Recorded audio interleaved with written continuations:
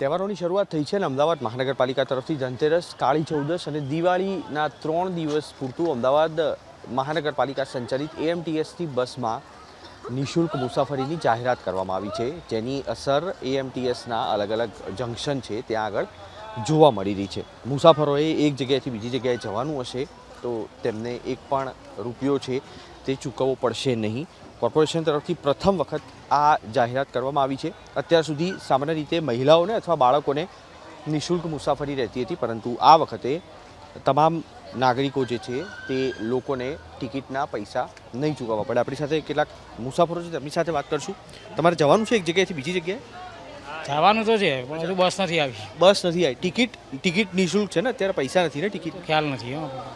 લીધી ખરી ટિકિટ તમે? ના. ઓકે. ફ્રી છે 3 દિવસ ફ્રી છે. 18-19 ફ્રી. ધનતેરસ, કાળી ચૌદસ, દિવાળી એમટીએસ તરફથી ફ્રી છે. કેમ કે અમે લોકો કમિટીમાં દરખાસ્ત મૂકી, એમને મંજૂર થઈ કે 3 દિવસ